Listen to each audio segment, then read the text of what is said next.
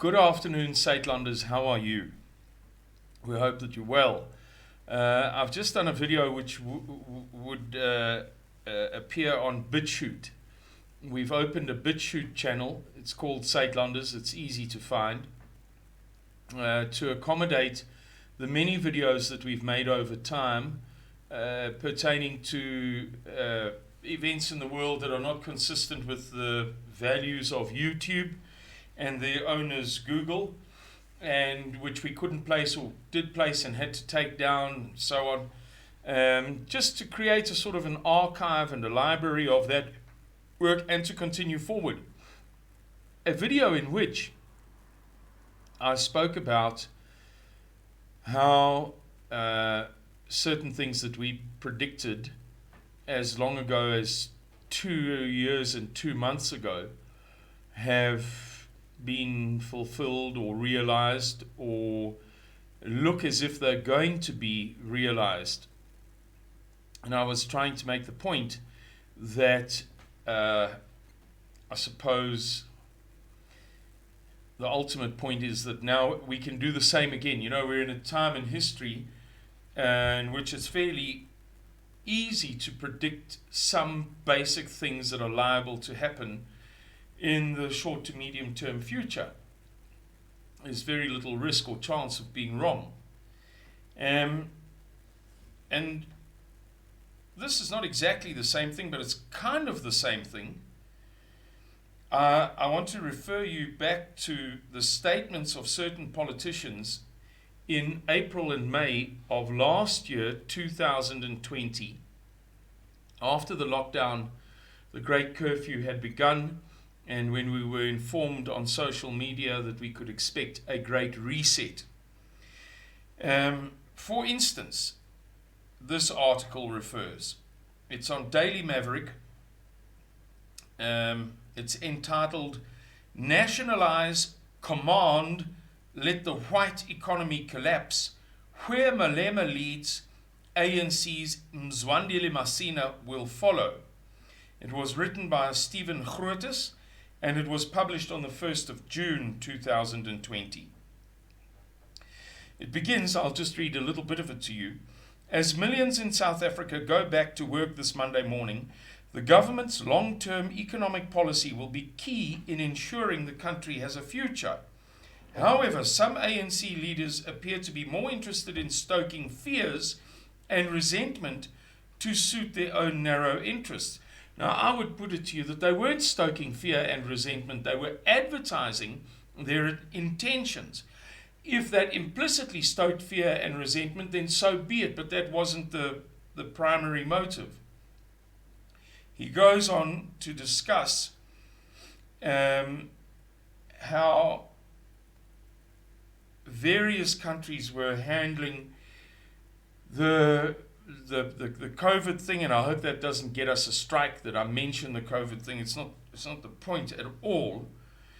And how South African politicians had handled it differently, that they had brazenly spoken about this being a golden opportunity for black people to take control of the economy, for white people, for it to be taken away from white people.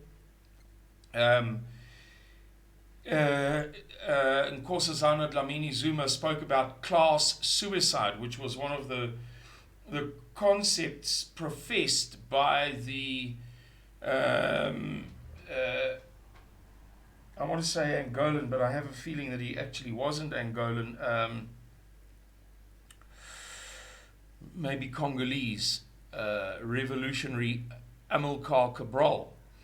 And the DA picked up on that and suspected that she was referring to the class suicide of the middle class, implicitly white middle class, and there was some debate about that. And you had Julius Malema saying, let the white economy collapse. And you had Mzwandile Masina coming out in support of that assertion. And you had Cyril Ramaphosa making references to that very thorny issue too. And sometime after that, perhaps inspired by those comments, but I'd like to say not. Maybe about 6 months after that, towards the end of last year, we began to speak more and more in international interviews about how these circumstances, the Great Reset, the things transpiring, appear to be directed mostly at the West. And that's not pro or anti-pandemic. It's not pro or anti-vaccination. It's not pro or anti-Great Reset. It's simply a cool and calculated assessment of where the most energy within these things appears to be directed. And so once again, really all I'm doing is recording a video to remind you guys of how a lot of the evidence of what is clear now was vaguely apparent then, as long ago as almost 2 years ago. And I think I'll continue to touch on some of these older topics, older themes that are not, they're not from yesterday, they're from 2 years ago, but they help us to recognize that we weren't all crazy when we identified certain threats 2 years ago, 18 months ago, 15 months ago, that these things were really clear. Just by the way, I'm looking at my screen and